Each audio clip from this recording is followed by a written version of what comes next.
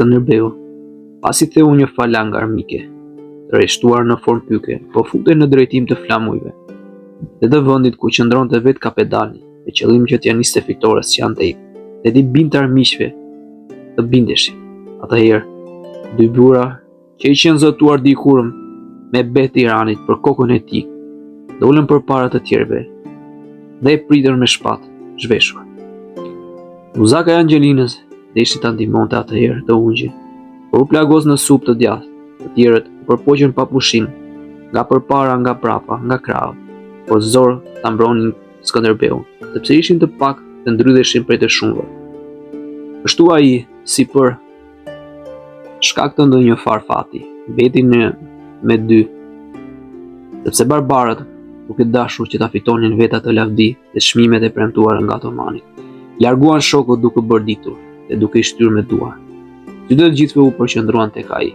Ata e rrethuan shpesh me kuajt që ngisnin sa ndej, do përpoqen t'i rëmbenin kokën e urryer me shpirtin krenar. Tërmaria e Skënderbeut, që kishte në gjak dhe djathta e tij e sprovuar sa e sa herë, jepte zemër shokëve të shqetësuar dhe turmave të trembura, sepse sa e sa herë ata e patën pritur. Fitimtar edhe kundër dyve, edhe kundër më shumë. Gjithë këtë, frika nga sulmet e egra dhe të guxishme të armiqve i bënte të trembeshin për shumë gjëra. Prandaj, ata përpiqeshin gjersa s'kishte ende vonë, i ndihmonin me sa mundën kapetanin, duke shtyrë nga çdo anë turmat. Armike që kishin përballë, ndërkaq Skënderbeu pasi u përler sa afër armiqt. Njërit prej tyre, që e quanin Barah, ja çau fytyrën me shpatë mu të syt. Tjetrit, pas shumë goditjesh që bën në mes tyre, pa derdhur pikën e gjakut, lira shpata për te. Era armiku se humbi, por pasi solli kalin më afër e mbështolli fort.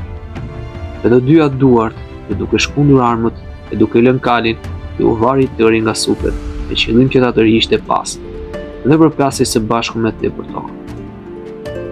Turqit u lëshuan atëherë me vrap nga çdo anë, për t'i vajtur në ndihmë bash luftëtarit të vet, por e Prioti ja preu me njëherë kokën kundërshtarit, që po i vari dhe kështu u lëshua i lirë kundër armikut që po vraponte më pronë. Nga kjo morën zemër edhe të tjerët, të cilët i shuan pas fitores dhe u dhanë dërmën barbarëve. Tani më ishin thyer duke i përplasur njërin mbi tjetrin të vrarë. Ky uguri mbari fatin që ndryshoi dhe fitoria, filloi të korri, u solli atyre shumë mërzi dhe stanëve shumë ngushëllim. Por lodhja fort e madhe ma kishte titur fuqi të dy palëve, pastaj duhet i bindeshin natë.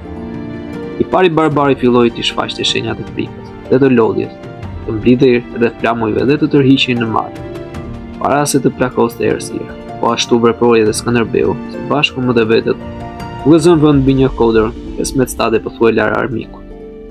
U ndënjë gjë në orën e 2 të natës. Atëherë nis me ushtrinë në heshtje, pa gjumë dhe pa vënë gjë në gojë nga pikëllimi, por edhe nga që s'u ndodhi gjë për gjë.